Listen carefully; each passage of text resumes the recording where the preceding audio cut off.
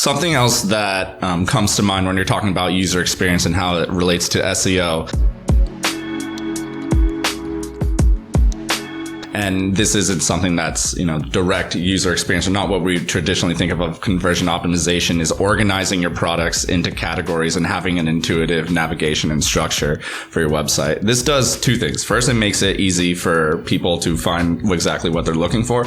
Second, it gives you unique opportunities to target pages for specific e-commerce or for specific product categories. What comes to mind is a client of mine that sells office furniture.